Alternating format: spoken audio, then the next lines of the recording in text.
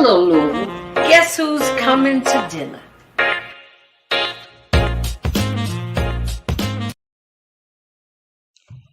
Hello, Louisville. Guess who's coming to dinner? Oh, I got a treat for you today. We are celebrating Women's Month, and I've tried to invite some of those outstanding women in our community who are moving and shaking and rocking and rolling and doing things and making things happen. And, we've got a lot going on right now. We've got she's here to tell her story. We've got Women's Month. We've got Bloody Sunday anniversary yesterday. So we're going to talk about all of those things with none other than Miss Shameka Parrish Wright. Hello, my sister. Hi, thank you. Thanks for having me. Glad to have you. I'm excited to have you because I needed some youth up in here. I needed some spirit, some get up, and you got to catch up with me, Miss Janice, because I'm on the move. So, the one thing that I wanted to do, I told our audience that I wanted to have you doing this Woman's Month, hmm so you could tell your story, how you hmm got involved in the activism, and what kind of moves you. What made you get involved? Oh, wow. A great question to start with. Thank you and happy. Today is International Women's Day. So, Absolutely. right inside Women's Month, I think this is so fitting. Thank you. How life, right? Being a Yeah. Black woman, just growing up and trying to hold my family together, trying to hold life together, and Hmm. found myself going down a lot of long, dark roads with our Black men that I love dearly. Starting with my father. Okay. And then my father was just as involved at 40 of his 56 years. He was in and out of jail and prison. But he had so much influence on my life. He would write me letters. All of his correspondence was about me not taking the same path as he did and me doing better with my life. And he was proud of me. I mean, before he died, he told me I was the best thing he did with his life, that Oh, he did with his wow. life. That's And he was, wonderful. yeah, is very proud of of the 6 children that I have. Now I'm on my third grandchild. My daughter's about to have the third grandchild. So when you say youth, I'm like, yes, because down at Injustice Square, while working on and doing good work with the Justice for Breonna Taylor movement, they asked me to be a part of an elders council. So they called me elder at 44. So hearing you say bring some of that youthful I'm energy. saying youth. Look, cause now I'm not quite double your age, but I'm Okay. not far from it. But Oh I wow. just I feel the enthusiasm. I Yes. feel a very youthful enthusiasm from you. Yes. Thank you. I try to bring my whole self to everything that I Okay. bring. Most times I get it right.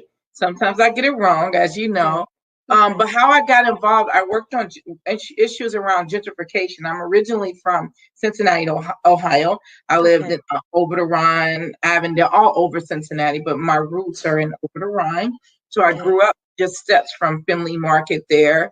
And then, I left an organization in 2001 and decided, you know what, I'm going to do something different. I had always come to Louisville on the party side. I used to come down here Okay. from Derby to go in the It's a West party End. city. Yes, and hang out. And I was like, wait, the clubs don't close at 2:30. Go do this, to go do that. And then I left an organization, which was a really hard choice.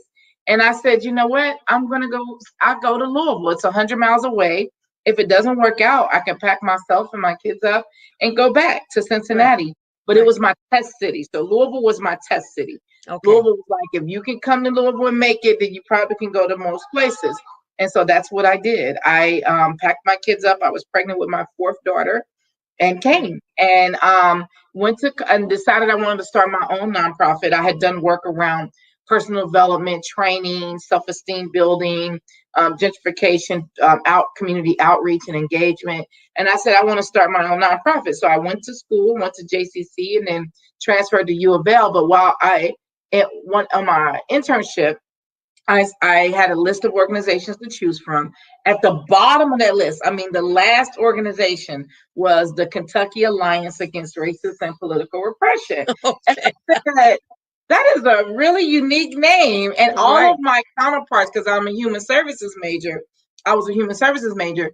And so all of my counterparts were going to, the usual things like YMCA, like Safe Place, Home of the Right. Innocents, Healing Place. And then my advisor said to me, Shameka, are you sure you want to go to that place? That's a different kind of place. I was like, yeah, I'm always down for an adventure. And I was like, yeah. And it just sounded so grand and so all encompassing that I wanted to be there. So I Right. call up and I talk to Alice Wade, and she tells me to come down the next day and see if it's a good fit. So I get there. First, I'm riding by because it's on Broadway. So I'm Right. driving back and forth.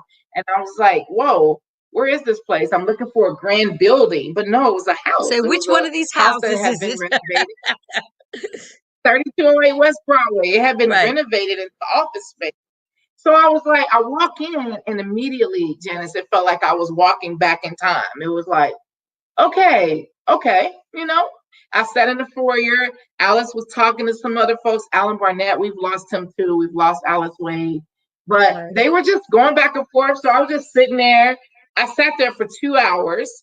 And then I said, I'm here to interview for my practicum. I had all these signs that I should Right. probably hit the road, right? But Right. I just wanted to see. And so Right. she said, are you sure this is a good fit for you? I said, yeah, I'm willing to learn. I want to grow. I want to understand about the work that's been happening.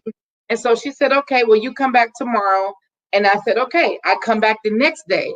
And I'm sitting there in the foyer again. And Okay. here comes Ann Braden. She had been teaching at Oh, wow. Kentucky University, and she comes in and she focuses in on her glasses, and she says, "Who are you?" I said, "I'm Shameka. I'm this intern. I've done this work, and here's my resume."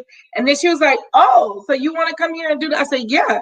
So she was like, "Did you?" I said, "I already met Alice Wade and Alan Barnett yesterday." She gives me a stack of paperwork and told me to go to the League of Women League Voters. of She Women's. has me go to all these community, and then she has me go to, there was a gentleman who had shot, a police officer shot someone who had been handcuffed and naked in the back. And so I was going to their civil suit just to monitor and see what was going on. And I just fell in love with like the work and the people. I met Dr. Blaine Hudson, who we've lost, Bonnie Hines Right. Hudson, Aletha Fields, Maddie Jones, Rhonda Mathis. The list goes on. Chris Phillips, like all these amazing people who have been around in such rich history. Tom Moffitt, all these amazing people. And so then I was hooked. I was You met doing everything they you told met you the not to do. They soldiers, huh? said, yes, yes. You met the And I was like soldiers. Bob Cunningham. All they told me, the school said, don't stay too long, only do your 20 hours. I was doing 40, 50 hours. I was going home to messages from Ann Braden. And the reason why I bring her up is because you talked about Bloody Sunday. Right. We talked about today is International Women's Day. Well, March 6th is when we lost Ann Braden. We lost her March 6th of 2006. And I remember she wouldn't even let me come to the hospital. I said, I gotta come. We had just worked on a grant to the Kentucky Foundation for Women, and she had me go turn it in, and that's how I met Judy Jennings. But I go to turn it in. I'm on my way home, and I get home, and Carla Wallace is calling me and telling me Ann's in the hospital. What's going on? I'm like, oh, I got to go up there. So Ann calls me, and this is when I had regular phone. She didn't call my cell phone. She called my Right. house phone. Okay. And she said, you can't come up here. We got work to do. I said, but Ann, what if something happens? You could be dying. She's like, I'm not dying. I don't have time to be dying. I'll be here. You just go and do what you got to do, and I'll see you Monday. And I said, like, told me not to come and she'll see me Monday. And I didn't go, and we lost her, Yeah. and I knew What she an just didn't, inspiration though for you. yeah, that was my Oh, what an inspiration. inspiration for you. Man. Yes, yes, Wow. yeah, I knew you were gonna mention her name because yeah. she was like that integral piece that has to be a part of that movement. Just like finally that our Caucasian brothers and sisters finally said they are doing this to them. That's like watching the last night watching Megan. I kept saying to myself, so what were you expecting? I mean, Because you in the land where it's the whitest of the white, like it is woo, it's everything. And look, so they help pay the people to bring us over here. yes. Come on now, don't get me started. So So anyway, you got some white people like Ann Braden, and it's important yeah, to mention her for Women's History Month. She's worked with everyone from Coretta Scott King to Rosa Parks to Ella Baker. Her and Carl Braden were organizing, and Angela Davis and Susie Post, all these amazing people. But what I liked about Ann is that she would tell me, like, I see the world through my white eyes. No matter what I do, I still got white eyes. So it's important that I'm actively working because my people, something's wrong with my people. She didn't do what she did for black people. She did it in liberation of black people. She definitely wanted black people to be free, but she did it because she saw something wrong with her people who were accepting their privilege that the white skin gave them and right, hating black people and brown people and everybody else simply because they thought that sharing of resources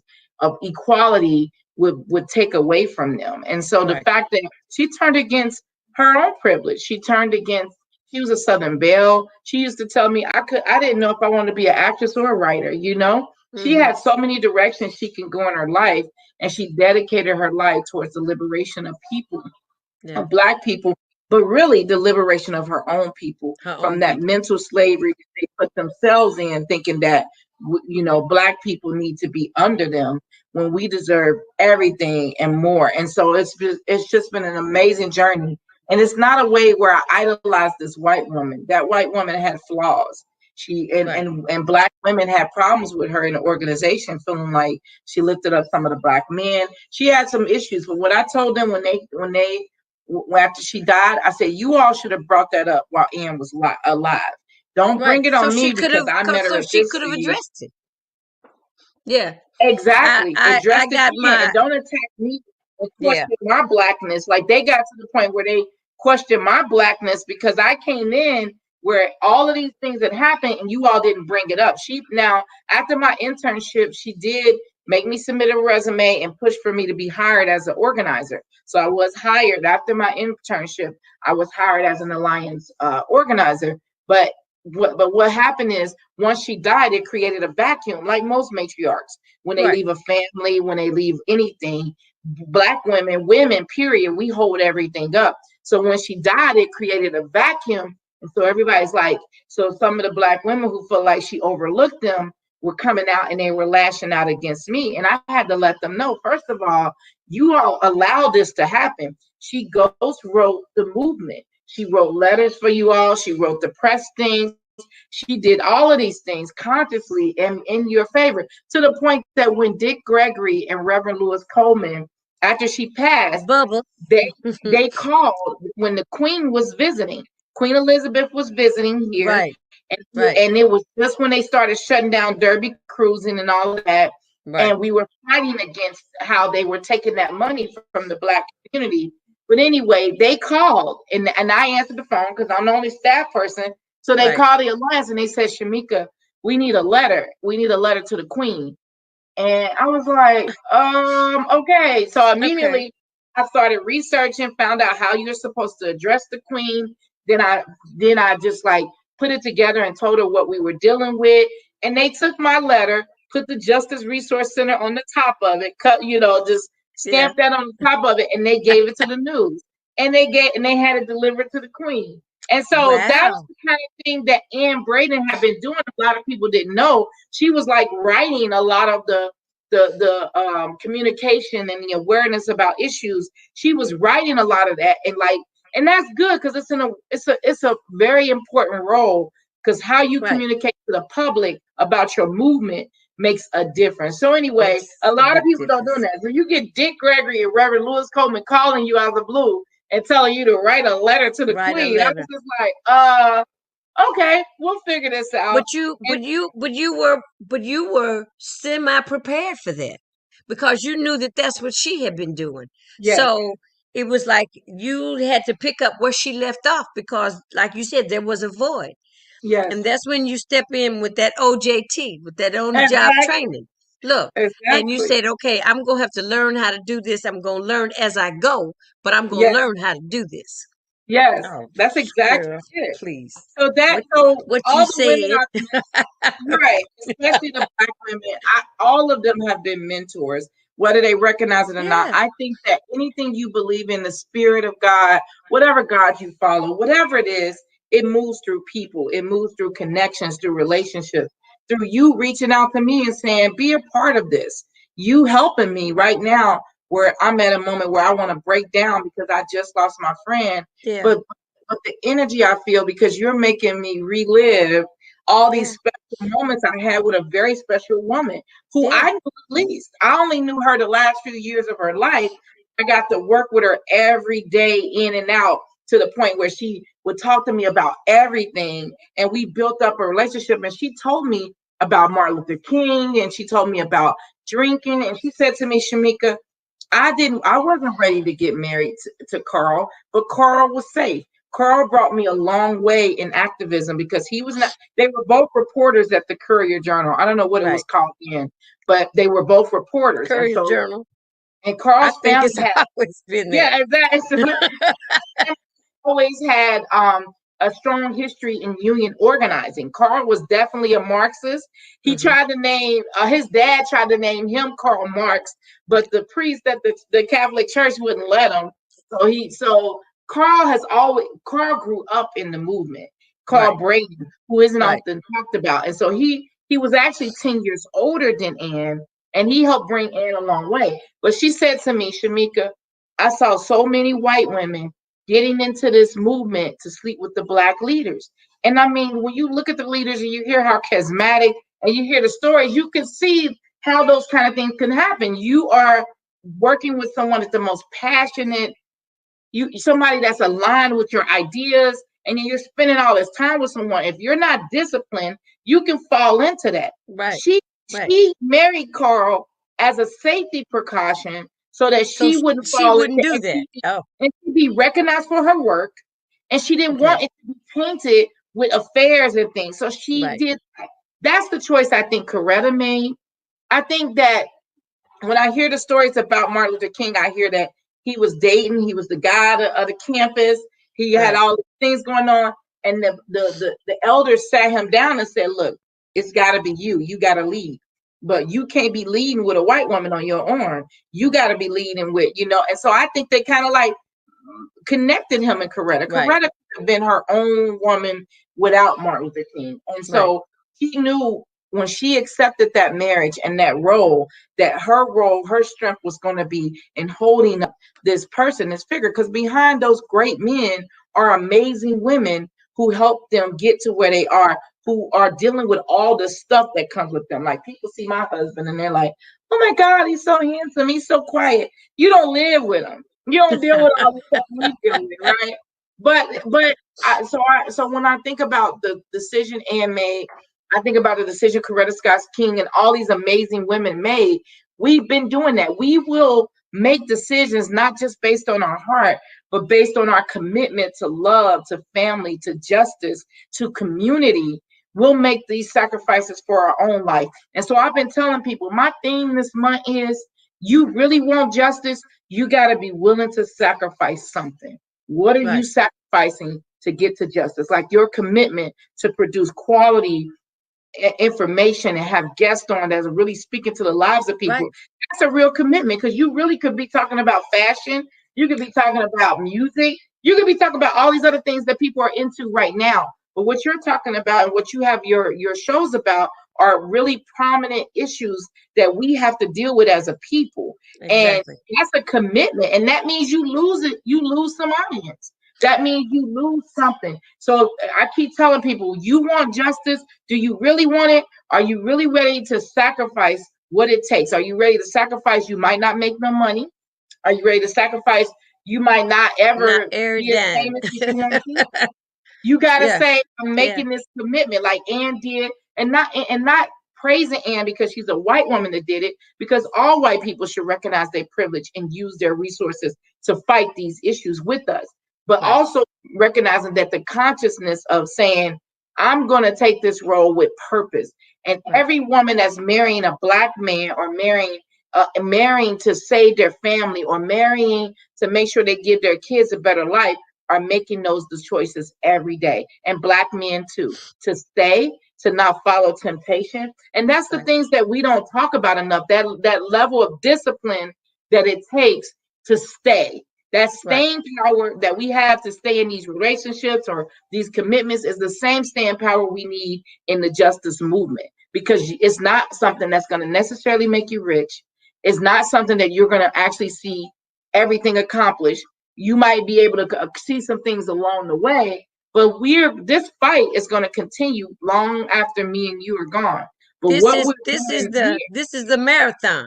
yes, it's the marathon, and you got to be intentional. So that's what I loved about Ann Braden. That's what I loved about Tom Moffitt, is that they were intentional. And all Yeah. the Dr. Blaine Hudson, I learned, he hired me for some work, and I said I felt guilty taking a paycheck because I learned so much. I could listen Right. to him speak about history, and just so knowledgeable. And I learned that, Shameka, you're supposed to learn from every life that you cross. Every life that you Every touch. life.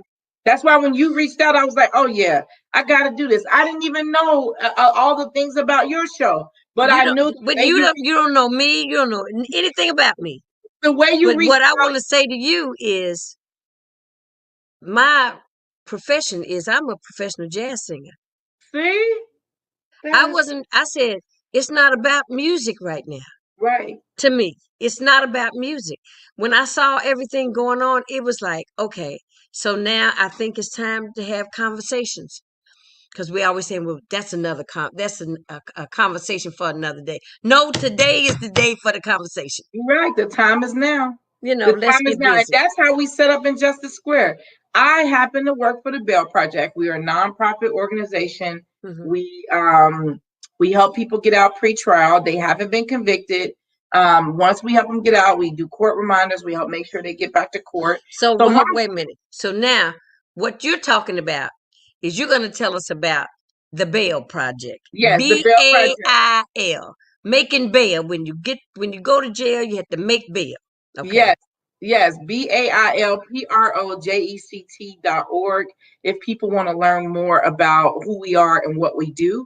I came on board in 2018. Louisville was the third city. We're now in 24 different cities and jurisdictions.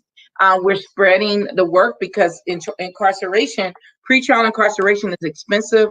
It's a problem, and it leaves a horrible impact on the children, on the families, on the lives of the people who are incarcerated. But here's my personal note.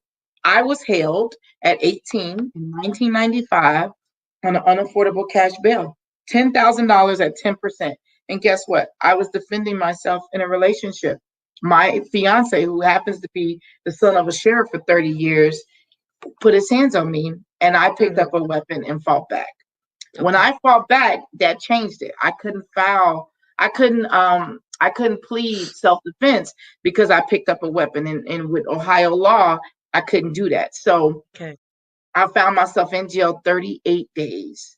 38 days. I was 18. I was on my way to college. I already had a 3-year-old child.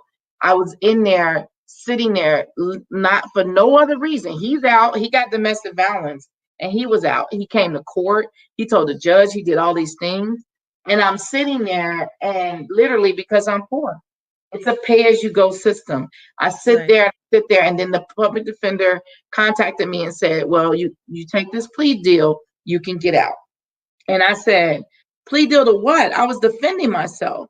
He was like, Hmm. "Well, you fight it in court. It can take this amount of time and take a long time. You might get an acquittal. I don't know, but you have a weapon you used, and so that can be held against you, and you're facing 8 to 14 years in prison." Oh And I Lord. said, "You know what?" And I took the 2-year plea deal, 2-year probation, got out. I ain't no looking back. I ain't been in trouble like that since I was arrested for the Breonna Taylor um, the Breonna Taylor protest, trying to Right. get to sanctuary. I haven't been in that situation like that since. And so when I found that out, I just said, what is happening here? Why is this happening? And so anyway, I never would have thought sitting in that jail cell that I'd be doing this kind of work today. I did the same prayer everybody else does and get locked up. God, get me out of here, and I'm never coming back. I'll You never know, do this again. You just let me. and especially watching my dad and Yeah, yeah. experiencing that with my dad. I'm his only child, so experiencing that with him, I said I didn't want that path. And so once I got out, I went to college. And it ain't been no looking back. That daughter is now 28 and about to have her second child. That's where my third grandchild is Go coming. ahead. But Okay. but still, if you run my fingerprints, that's what comes up. And now that as I'm running for mayor, they'll bring everything up that I've ever done. But You I running stand for strong. mayor? Yes, Mayor of Louisville. And Go I ahead, stand girl. strong in that decision because at that moment I was scared. I wanted to see my daughter. I didn't have the energy to fight. And those are the kind of decisions we see people make every day with our work. So I was already in those buildings downtown. I was once appointed by the mayor as a human relations commissioner. I always lobbied Metro Council if it was for the teachers, if it's for minimum wage, if it's for housing. I've always been down in that building. I'm at the Hall of Justice because of my work. I'm at the jail because my team and I interview people from the jail. I've been in the mayor's hall. So I said, you know what? The center of our city government is right here at Jefferson Square Park, which nobody cared about. It was Hot Dog Park, right? But Right. protests have happened there before, and I've been in those protests. So I said, you know what? We're going to build a base right here in the middle of city government so they can see, they won't forget. They'll be reminded every day that we want justice for Breonna Taylor and why. And now you got 283 days later, we're still seeking justice. One Right. year, this Saturday is 1 year. March 13th of 2020 Right. is when they killed Breonna Taylor. Now we're going into a new phase of people, our young people are saying, we're not going back to business as usual. And so now they try to overly arrest us and overly process us. But the people, these young people are not scared, Janice. They're ready to put their bodies on the line for this movement. And I said, you know what? When they made the decision to hire Chief Shields, I said to myself, why do we always reach outside of the box for what we need? There's an amazing woman that's come up through the ranks at LMPD named Levita, who is now being forced to retire, I hear. But why is it that we keep reaching outside of the box instead of promoting somebody from within who In the knows the box. Who language, already knows who the knows problems, the land, exactly, who knows knows the the culture. problem, exactly, who knows the culture, who knows the issues, and she's a black woman too. So interim chief Yvette Gentry didn't want it. Okay, she Right. didn't want to be there. But you have Janice. I mean, I'm sorry, I'm calling her your name. I was You have getting ready to say Levita. now I think it's I'm Levita bad, but I don't know if I'm Traeger. that bad. Janice is the person too, right? So you have Levita, who literally could have been promoted up and to be chief and give her that opportunity to help build and heal the city. But Right. no, we go and reach out and we bring a woman in who is not connected. And we think that that's going to give us the answers we need. And that is No. the problem time and time again. And that is why I am running. That's when I made the decision because I was down in Georgia, door knocking in Atlanta for Warnock and Offset. And so Right. I was door knocking with Representative Scott, her daughter, my daughter. We went down there on and like they needed the help and they called out. So we went down there. Representative Scott had went down there before with and her daughter for Stacey Abrams and door knock. And I Right. said, I missed that opportunity. I'm going down for this. So we Right. went down and the people were so amazed. They was like, where are you from? We're like from Louisville. I said, look, we missed our chance to get Mitch out of office in Kentucky. So now we putting our money in your bank and we need you all to get reduce some of that power. If Right. Warnock and myself get in there, that Right. relinquishes some of that power from Mitch. And they were like, we can't believe you drove down here for this. Yes, we Yes. matter. All of our states matter. And everybody know you change the South, you start to change the world. Anybody that's been organizing know that your organizing has to penetrate the South because what you're able to do in Midwest, West, and Northeast and is Right. different. When you're in the South, you're still in a whole different territory. There's people in some of those counties that don't even know they're free. So you Mm. got to do the real work of Say, people. they don't even know they're free. Huh? They don't know. And so while we were down there, that's when Wow. I got the news that Chief Shields was coming here. And okay, I'm like, you quit when the similar situation happened with Rashad Brooks. You did get Right. upset. You did speak out, but you left that situation. Yeah. And now you're gonna The come here next day. and situation like. Yeah. So that's what I said. So how can you, they needed to heal. So you come to do. So what you come to do? Antagonize us while we trying to heal?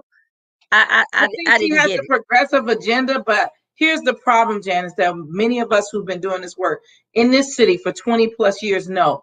The police don't follow the chief. They do what they want to do. We have these community meetings with them, and then they'll tell us one thing, and we're working on relationships and healing, and we want to build trust. And then their police come and arrest us aggressively. They treat us like dogs. They hunt us down.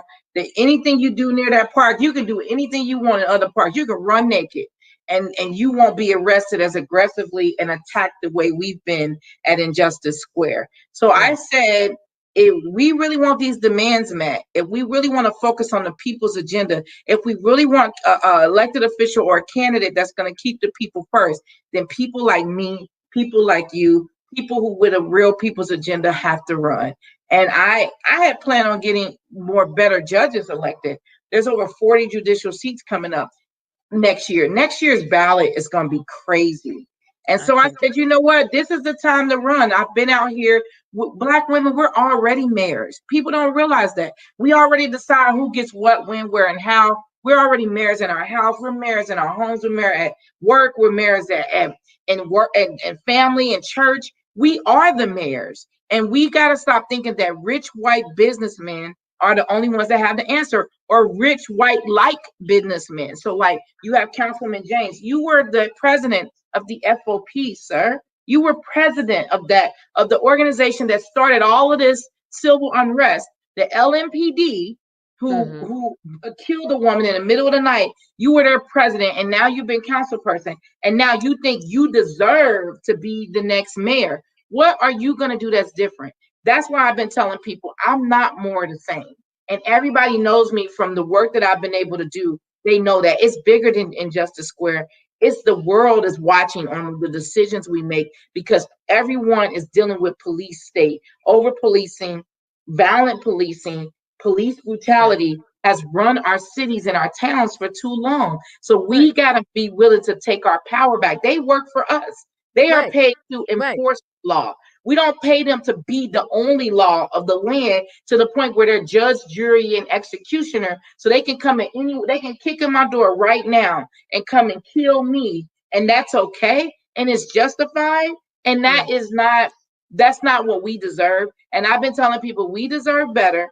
We get there together. So that is the main reason why I am running. Separate from my other roles in the community, I sit on several community boards, from La Casita Center to the Homeless Coalition, Contentment Care, to the co-chair of the Kentucky Alliance. Now, I ran for that seat 3 times.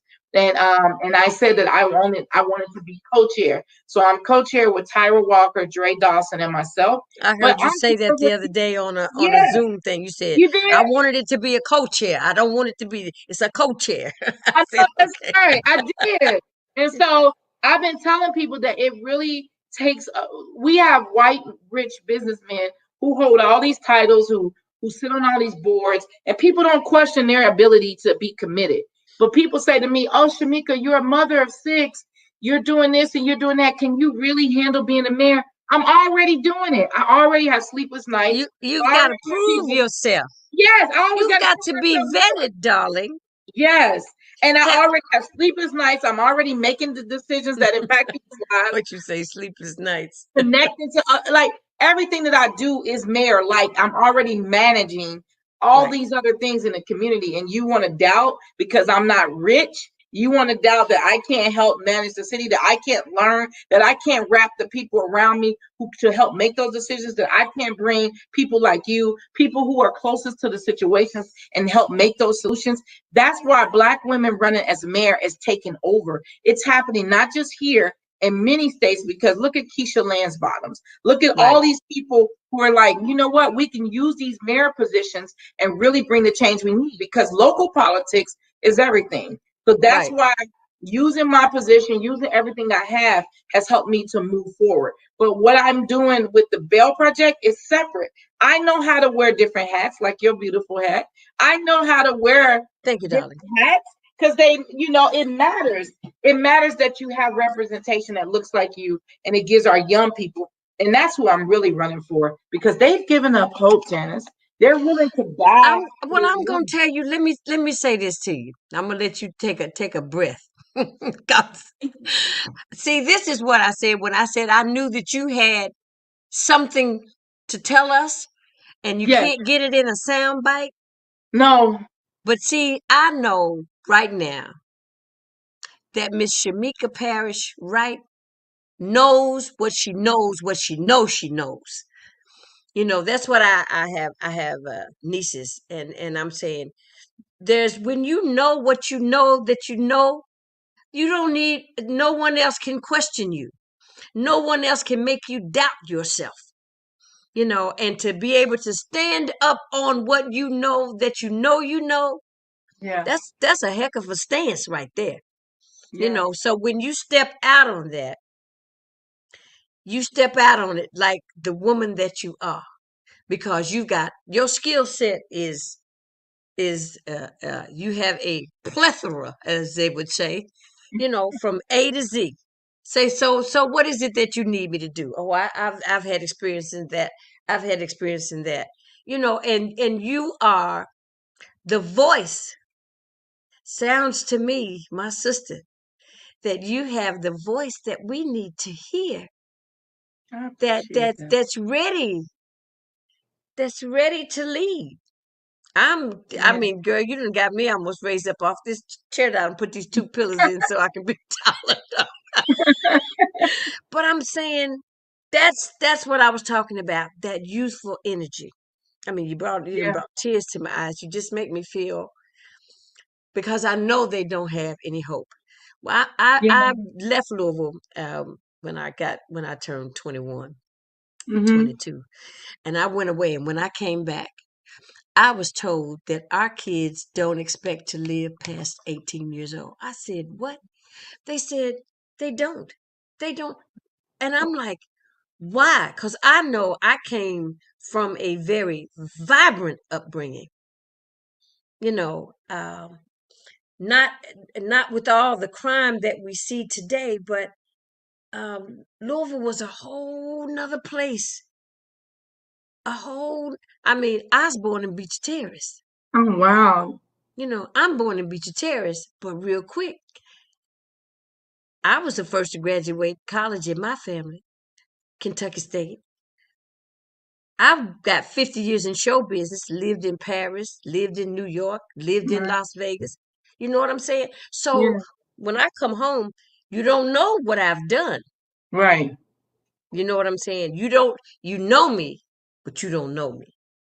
I love But that. um, I'm here, and this was more important to me. I'm a child of the civil rights movement.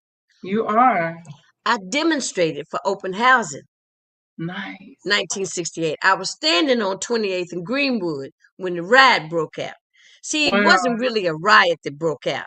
A little boy threw a pop bottle off a building. And when that pop bottle crashed, everybody scattered. Wow. You hear me? I'm Mm-hmm. looking at it. Mm-hmm. So it was not that it was just a riot that ensued after that. It was chaos. It was chaotic, but it was caused by a child's prank. Right. Okay, uh, and my involvement. My mother took me to Martin Luther King's funeral. Wow. That was big to me. That's And huge. she took me out of school. She said, "You're involved." I used to go to Quinn Chapel up on Ninth and Chestnut. When I get out of school, I say, "Mama, I'm gonna do my homework. I'm gonna catch the bus. I'm going to Quinn Chapel. If I'm not home by 10 o'clock, pick me up at Children's Center." Wow. Okay, so I've got my I've got my marching papers, Yeah. because I've been there and I've done that. And let me say this to you. I was watching Saturday on Facebook. I got stuck because I saw kids marching down on Jefferson Street.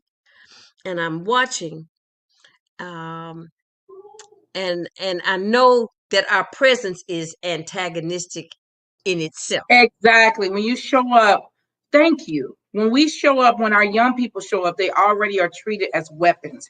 Just their Right. brown skin, just their black skin, just their beautiful skin. When they see that, they're already threatened. And so thank you for acknowledging that part. I saw Anytime that and they come I up was on like, anything. so, but there's another piece to that, that how we need to go about it. Because I'm watching different people and I'm saying there are some things that have not been passed on to you, Right. to them, to say, this is how you do this. This is how you move. This is when you sit down. Mm. This is when you start singing. Yep. You know what I'm saying? This is when you do those kind of things. This ain't when you cuss them out.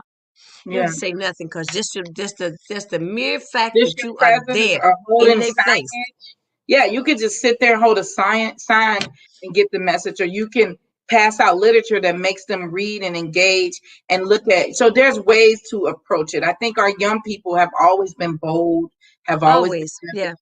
have always been showing up. And, the ones that decided to sit at the lunch counters, those weren't the ones that many people said, don't do that, but Right. they chose to do it. But the way that they did it, they were disciplined.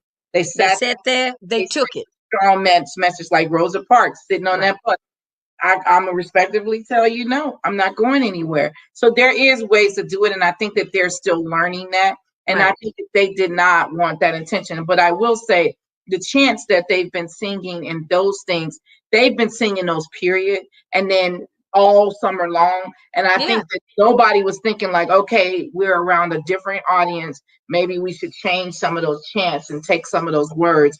And that I think when that messaging came out, they've been looking to make protesters violent, Right. They unorganized. want to change the law that you can't say something to a policeman. Get out of Yeah. here. Yep. They And already that's what have the qualified legislation. immunity. What else you want to give them? Exactly. They're the most, thank you, Janice. They're the most protected working class. They have more protections than any of us on our jobs. Yeah. Any of us. And we're just saying, can you all be held accountable when you make a mistake? Make a When you mistake. mess up, Exactly. because if I mess up, I'm getting a drug test. I'm going to be questioned. I don't get to run in and out and do what I want to do while a murder And investigation have is have happening. 6 different ways to appeal my case. Yes, exactly. And then I don't have to say nothing for 48 to 72 hours. So then that really makes you be able to have an advantage of creating a narrative. And that's what we've been seeing this whole time. They've been able to create the narrative, Create and a they want to narrative. distract from Exactly. LMPD is guilty, and they want to distract from that. Now I know people say, how can you say that when if you become mayor, they're going to be under you? Yes, I understand that. But accountability should be transparent no matter what position you're in. And when Right. you're in a public sworn to protect and serve position, then you have to live your life up aboard. Because guess what? If our young people saw the police committing less violence, that's one way to directly impact gun violence. What does gun violence feed from? You've seen that people with guns have power, have control, can dominate a Mm, yeah. situation, and that's what they're getting in their heads. Every Right. time they see a police officer with a gun, they see the changes in me and you. Like me and you, we got insurance, we got license, we're legit. But I'm still, police get behind me right now, I still feel something. And so our kids see that. They see Right. us reacting. They see us telling them to be quiet, put their seatbelt Right. on, straighten up right. They see us jerking and acting. That's telling them that those people, why do they have power, mom? They got on a uniform, they got a gun. And Right. those two things changes things. And if you look at gangs have uniforms and they have weapons. Right. If folks really want to really talk about the real issues of gun violence, you keep every time there's a increase in gun violence, you want to go to a black church or a church in the West End or what you consider the bad ends of town, like gun violence ain't happening all over our city. All those murders that happen, if you read the news or you look at the news, it looks like all 170 something plus murders happen in the West End. That's not true, Janice. But that's the images they give us. So then the leaders, the officials, come to the West End and have these town halls and say, come in here, y'all got to get y'all people to stop doing gun violence. But the people showing up into these town halls ain't the killers. Those ain't, what messaging do you have to the people who actually make that choice to kill? What targeting message do you have? You're talking to their grandparents, their aunts, their cousins, maybe. You're talking to the church they go to, the community center they might go to. But those people ain't gonna show up at no anti-gun violence rally and tell you why they killing somebody. What do you have? But if they see that the police are actively making changes, that they have social workers with them, mental health people with them, that's helping them so they don't have to kill within the first 30 seconds that they arrive on the scene, guess what that does? That changes hearts and minds. When they see the police using a gun or using a gun as the ultimate last thing they should do in any given situation, guess what that does? That changes hearts, that changes minds. If we want to get a hold of our gun violence, it starts with us getting a hold of the violence that's committed by those that are sworn to protect and serve. They are the most violent gang-like behavior we have in our city. They kill us in the middle of the night, and even if they think it's drugs, it wasn't no drugs in Brianna's home. But even if it was drugs, are you telling me what you thought you was gonna find in her house was more important than her life? No, and then you search your house before you give attention to her body laying on the ground. Because you don't care. You want to be right. You want to be right, so you want to find these things, and then you let an officer leave for 2 hours, confirmed by a bartender that he had a drink or two, come back and take whatever you want out of the scene. So that those levels of inaccountability is what fosters more gun violence. And it doesn't help with trust, because what you said is where we are trying to get to. We need to change hearts and minds. Because we do a lot of things, and when I do this show, and I want voices to be heard, because there has to be somebody somewhere that says something that can make a difference. And I know that when I have the show, I'm preaching to the audience. I'm preaching to the choir, rather, so that the choir is listening. But every time we have an opportunity to try to change a heart or a mind, because still when we go out, I told my husband, I said, my husband's a minister. I said, they could stop you, and then it doesn't matter who you are, your whole adrenaline just goes to a whole nother place. But I think with you, you at the helm, Miss Shameka, I think that's like Mr. Ja'Cory Arthur. I said, woo, they don't know what this brother's getting ready to bring to the forefront. He is powerful. He ain't no joke. I would love to be able to work with him as a council member. We need strong council members. My councilwoman is Keisha Dorsey. Miss Keisha Dorsey. Oh, yes, Joel McCraney is amazing. All of them. We have some people that are willing to be bold and make changes, and we have to work across lines of difference and to meet, because our whole city is suffering. I've been telling people that even if you didn't get COVID, we're all impacted by it. That is the real culprit of the year of 2020. The real culprit is COVID.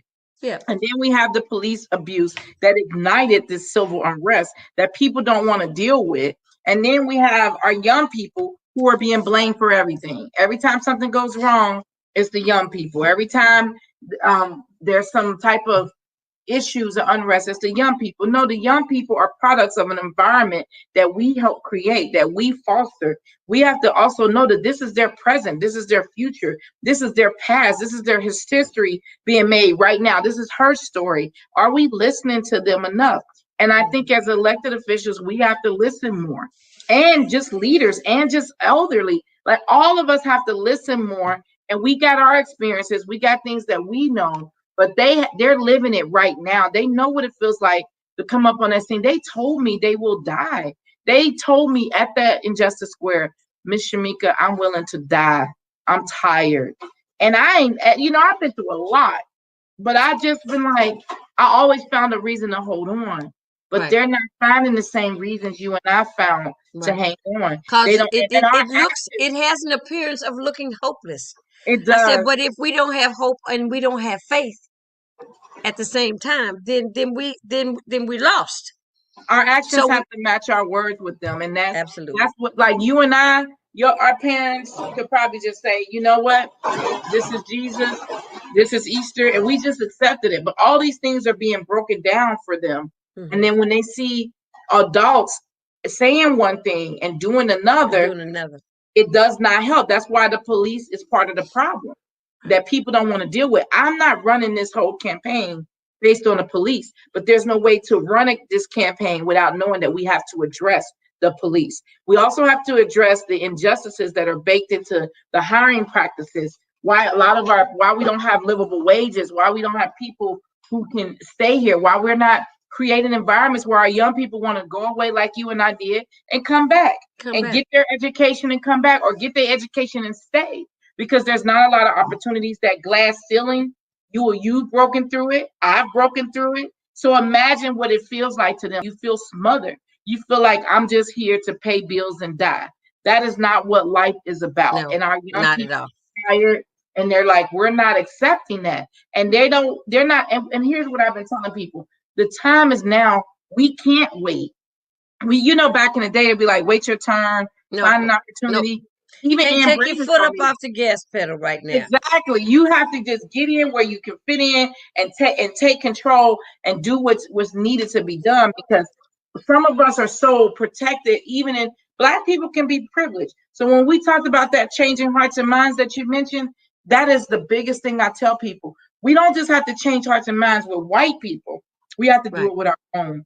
Right. The biggest thing we fight with this Breonna Taylor case and with police abuse and police accountability is that people are saying, well, if they just comply, our people, our Black people, if they just comply, they'll be fine. My friend Sam DuBose complied, pulled over, still died at a traffic stop off of a missing license plate that he had in his car.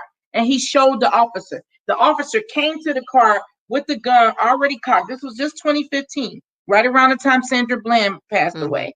Came to the car with the gun already cocked. And he started up his car, because back in the day, because I grew up where he was killed at was where he would pick me up for the drive-in. I grew up right at that street on Valencia. And so I knew where he was going. He was going around the corner so he can get to where his family is and know that he has witnesses and somebody is able to make, because he felt something wasn't right. But back in the day, we didn't even stop for University of Cincinnati police. When they got behind you, you're like, why are you down here all the way? But now they have contracts with the University of Cincinnati police, the Cincinnati police. So this guy that pulled my friend Sam DuBose over, Ray Tensing, already was racial profiling him from when he passed the university, and followed him down in that valley, and then pulls him over and says, I pulled you over because your front license plate was missing. So you follow me all the way down here to pull me over, and then you come, your gun's not on safety, your gun is cocked, and your gun is aimed at my head over a missing front license plate. Shameka, and then the car is not even registered to him. It's registered to his girlfriend. So now you just hold up. It could be anything, sweetie. It could. Okay. It could. It could be anything. And what I'm gonna say to you is, you can come back whenever you want to come back. Okay. Look, you can call me 10 minutes before and say, Miss Janice, I'm ready now. You ready for me? Yeah, we got so much to cover. I do want to come back, especially this time, to talk about my how much. Look, I can look. Yeah. I know you. You're a little flushed because you're holding this in. Yeah. And until you get out in front of your constituents. Yes. You have to start letting your voice be heard. And that's what running for mayor is to let your voice be heard. That's true. And I want to thank you, my sister, for letting your voice be heard on Guess Who's Coming to Dinner. I love it. We did that for Cornel West. So, and finally cornered him down one of her last trips to DC for a protest. And she said, Shameka, I got them to come. And I said, okay, so what are we going to do? And it was the first time she let me design the flyer and the write up for it and everything. And because she was saying I was sensitive, because I would get my paper back and it'd be all red and or she'll mark it up. But then she let me do it. I said, I know what we can do. We can say, guess who's coming to dinner, and then have Cornell West. And that was one of our biggest unity dinners, because we have unity dinners as the Alliance. That was one Okay. of our biggest ones. And I was so proud that she let me come up Oh, with so we things. have something in common Yes, anyway. we do. We are, I and didn't even know it. was a hit. It was a hit. People bought into that, and I was like, "Guess who's coming to dinner?" And That's he came wonderful. to our dinner, and he for free. He didn't charge. That's how much people respected Ann's work. Like Right. no charge. Ozzie Davis, amazing. All these amazing people came because of the work that Ann did. Ann and Carl and all of the people of the Kentucky Alliance Against Racist and Political Repression. So these relationships, the work that you're doing, is so valuable, because you never know what lives you touch. Never. So Now guess you who's see coming to what's you see dinner my again? little ticker tape running across the bottom? Yes, Is that yes. right? The And Bail it's got Project? too many L's, but it's bailproject.org. You need Oh, just one girl. L. Other than that, it looked good. Look, tell me I got too many L's. Think So I guess can't who's get coming to rid of dinner? it. When you said that, I was like, I love it. And it really was a success, because people are like that, there's a whole movie about it and all of that. Oh, But with right. yeah. So that's why I went there, because it I love it. in actuality I'm doing this show on the internet because it's supposed to be on a local network affiliate TV show Well, let's call where that we're in the actually pen. going to sit down and have dinner with Yes. prepared by some of these fabulous black chefs I in love it. in our city. Yes, Yes. and talk about and I like to say chew it up, Yes. you know. The time is now. We got to do it. But thank you so much. I know you were having a rough day and a rough I time. was. I You was. you you brightened up my day, and I hope Thank I gave you. you a little boost, make you feel a little better. And Thank you. And I tell want people you to to visit stay. KentuckyAlliance.org. And if they want to add something about the Justice for Breonna Taylor movement, a meme, a quote, a poem, go to WeGetThereTogether.com, and they can We submit get there that. together. .com. Yep.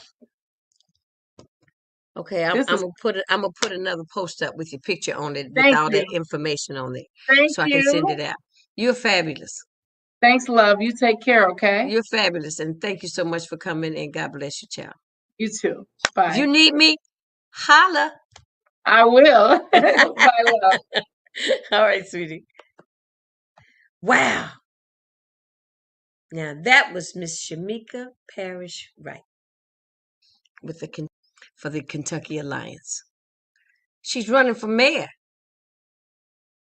so I think we need to pay attention and to hear what she has to say. She's got a lot on her plate. She's seen a lot. She's been involved. She's been on the front lines. She's that people person in the community that knows about the community, knows kind of what the community needs, and that's somebody that we need to lead us. I think she has excellent potential. All of that. She is all of that. I enjoyed her. She just energized me.